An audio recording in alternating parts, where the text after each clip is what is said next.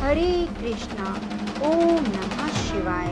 प्रेम से बोलो, बुद्ध देव की जय हो, गणेश भगवान की जय हो। आपकी काया निशा जैसी है, आप वर्ण में श्याम हैं, आपके मुखमंडल से तेज चमकता है, आप सभी गुणों में निपुण हैं। हे बुद्ध देव, आपको मेरा दंडवत प्रणाम है। अपने भक्तों का उद्धार करो। हरे कृष्णा। ओम नमो भगवते वासुदेवाय। प्रिय भक्तजनों, बुधवार के दिन अष्टमी होने से बुध अष्टमी कहा जाता है। बुध अष्टमी का व्रत करने से मनुष्य मृत्यु के बाद नरक नहीं जाता और उसके सभी पाप कर्म नष्ट हो जाते हैं। बुध अष्टमी के दिन सभी लोग विधिवत रूप से बुध देव और सूर्य देव की पूजा अर्चना करते हैं। मान्यताओं के अनुसार जिन लोगों की कुंडली में बुध कमजोर होता है, उनके लिए बुध अष्टमी का व्रत बहुत ही फलदायी होता है। इस दिन हमें व्रत करने के साथ साथ कथा का भी जरूर रसपान करना चाहिए।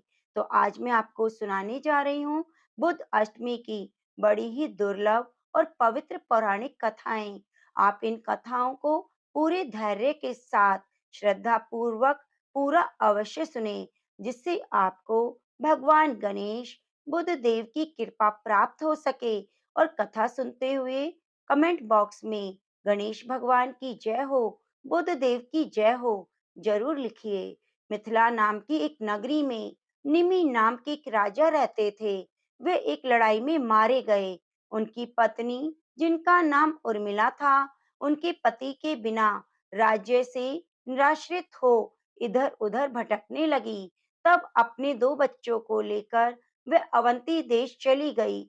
वहां एक ब्राह्मण के घर में गेहूं पीसने का काम करती थी और गेहूं पीसते समय वे थोड़ी सी गेहूं चुराकर रख लेती।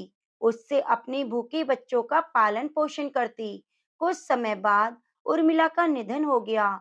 उसके बच्चे बड़े हो चुके थे। उसका पुत्र बड़ा होकर मिथिला आया और पिता के राज्य को वापिस प्राप्त कर शासन करने लगा। उसकी बहन श्यामला भी विवाह योग्य हो गई थी। वह अत्यंत ही रूपवती थी। उसका विवाह अवंती देश के राजा धर्मराज से हो गया।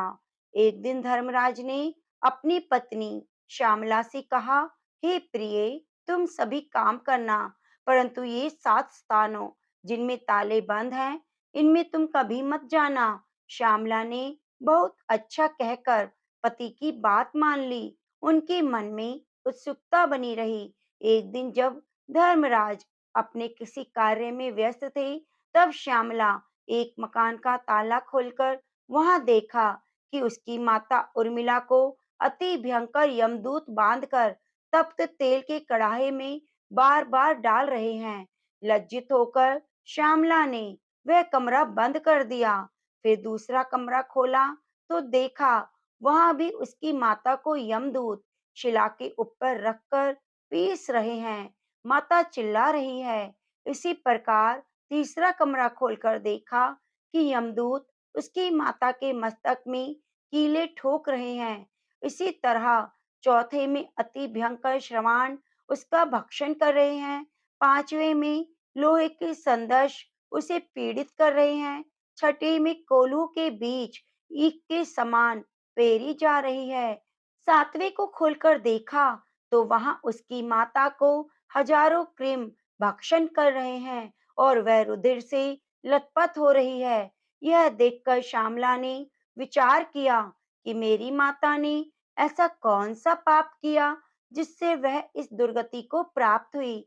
वह सोचकर उसने सारा वृतांत अपने पति धर्मराज को बतलाया। धर्मराज बोले, प्रिय, मैंने इसलिए कहा था ये 7 ताले कभी ना खोलना, नहीं तो तुम्हें पश्चाताप होगा। तुम्हारी माता ने संतान के स्नेह से ब्राह्मण के खेत से गेहूं चुराए थे। क्या तुम इस बात को नहीं जानती? जो तुम इस बात को मुझसे पूछ रही हो, यह सब उसी कर्म का फल है। ब्राह्मण का धन स्नेह से भी भक्षण करे तो भी 7 कुल अधोगति को प्राप्त होते हैं, और चुराकर खाए तो जब तक सूर्य चंद्रमा और तारे हैं तब तक नरक से उद्धार नहीं होता। जो गेहूं इन्होंने चुराए थे, वे ही कृमि भक्षण बनकर इनका भक्षण कर रहे हैं। श्यामला ने कहा, महाराज, मेरी माता ने जो कुछ भी पहले किया, वह सब मैं जानती हूँ।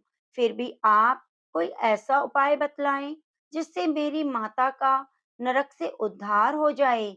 इस पर धर्मराज ने कुछ समय विचार किया और कहने लगे, प्रिय, आज से 7 जन्म पूर्व ब्राह्मणी थी। उस समय तुमने अपनी सखियों के साथ जो बुध अष्टमी का व्रत किया, यदि उसका फल तुम संकल्प पूर्वक अपनी माता को दो, तो इस संकट से उनकी मुक्ति हो जाएगी। ये सुनते ही श्यामला ने स्नान कर अपने व्रत का पुण्य फल संकल्प पूर्वक अपनी माता के लिए दान कर दिया। व्रत के प्रभाव से माता भी उसी क्षण दिव्य देह धारण कर विमान में बैठकर अपने पति सहित स्वर्गलोक को चली गई और बुध ग्रह के समीप हो गई। यह व्रत संतान को अपनी माता के लिए रखना चाहिए। इस व्रत को रखने से धन धान्य, पुत्र पौत्र, दीर्घ आयु और ऐश्वर्य मिलता है। तो प्रेम से बोलिए, बुध देव की जय हो, वैशाख मास की जय हो। भविष्य पुराण की एक कथा के अनुसार इल नाम के राजा रहा करते थे। एक बार हिरण का पीछा करते हुए वन में जा पहुंचे, जहाँ भगवान शिव और माँ पार्वती भ्रमण कर रहे थे। उसी समय शिव जी का आदेश था कि वन में पुरुष प्रवेश करते ही स्त्री में बदल जाएंगे। इसलिए जैसे ही राजा इल ने वन में प्रवेश किया, वे स्त्री बन गए। इल के उत्तम स्वरूप को देख बुद्धदेव उन पर मोहित हो गए और उनसे विवाह कर लिया। जिस दिन इल और बुध का विवाह हुआ, उस दिन अष्टमी तिथि थी। तभी से बुध अष्टमी का पर्व मनाया जाने लगा। एक ब्राह्मण के बुध नाम का बेटा और बुधनी नाम की बेटी थी। ब्राह्मणी सबका आटा पीसती, उसमें से थोड़ा बचाकर रखती। बेटी के मना करने पर भी वह नहीं मानती। एक बार ब्राह्मणी पीहर गई। पीछे से बुधनी बेटी सबका आटा पीसकर रखती नहीं। ब्राह्मणी पीहर से आई तो सबने उससे कहा कि तू हमारा आटा चुराती थी। तेरी बेटी हमको पूरा देती है, हम तुझे पीसना नहीं देंगे। अब तो सबके जाते ही वो बुधनी को मारने लगी और बोली, इसका कुत्ते से ब्याह करके घर से रवाना कर देंगे। बुध भगवान ने सोचा, बेटी सच से रही, इसका कष्ट मिटाना पड़ेगा। भगवान कुत्ते का वेश बनाकर आए। उसके भाई ने उस कुत्ते को तिलक कर दिया। सारे गांव में गूंज हो रही थी कि भगवान का विवाह हो रहा है। बुधनी की माँ जिससे काम कराए वो ही कहे, हमको फुर्सत नहीं, भगवान के ब्याह का काम है। अब तो वो परेशान होकर बुधनी को और मारने लगी। बोली कि तू निर्भागी है, जो तेरे ब्याह का कोई काम नहीं झेलता। ब्याह की बेला भगवान कुत्ते का रुपेल है। गांव में हल्ला हो गया, बुधनी का विवाह कुत्ते से हो रहा है। बोली, भगवान अब परीक्षा मत लो, सब मेरी हंसी कर रहे हैं। तो भगवान असली रूप में आ गए और विदा होते समय पालकी में बुधनी को सो भंगार कर बैठाया और विदा कराई।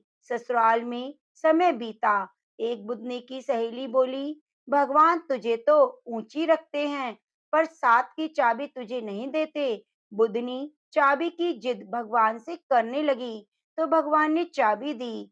ताला खोला, देखा माँ एक नरक जैसे वातावरण में पड़ी है। तुरंत भगवान के पास जाकर बोली, मेरी माँ की ये दशा क्यों?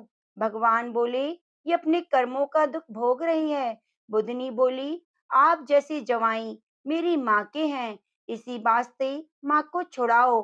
भगवान बोले, तेरी भाभी बुध अष्टमी का व्रत करे तो ये जून छूटे। बुधनी पीहर गई, भाभी के बच्चा होने वाला था। वो आई, बोली, इसका कष्ट दूर होते ही इसको बुध अष्टमी का व्रत करवाएंगे। थोड़ी देर में भाभी के लड़का हुआ, बेटा हुआ।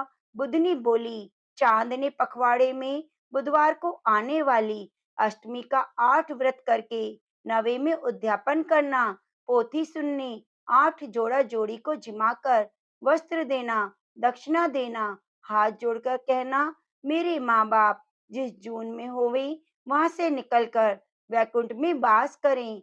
बुद्ध और उसकी स्त्री ने व्रत किया, नरक से उसकी माँ को छुड़ा, वैकुंठ का वास कराया।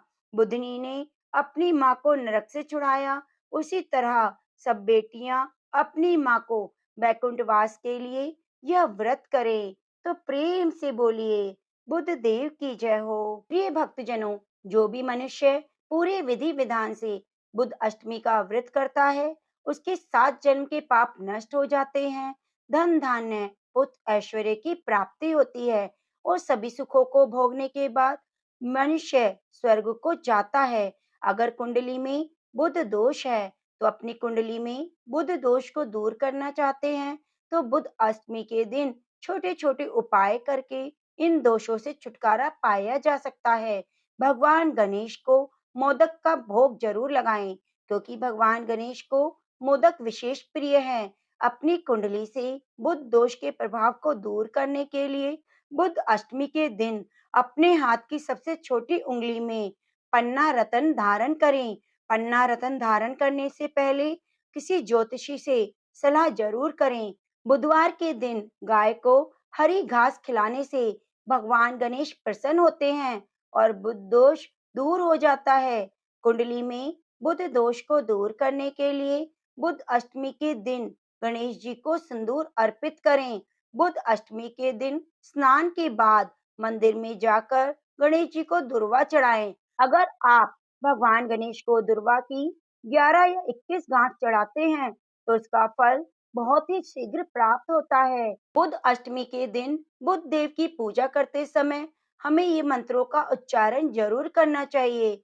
ओम बुद्धाय नमः, ओम दुर्बुद्धि नाशनाय नमः, ओम सुबुद्धि प्रदाय नमः, ओम तारा जाताय नमः, ओम सौम्य ग्रहाय नमः, ओम सर्व सौख्याय प्रदाय नमः। तो हमें इन मंत्रों का जाप करते हुए अपने व्रत को संपूर्ण करना चाहिए।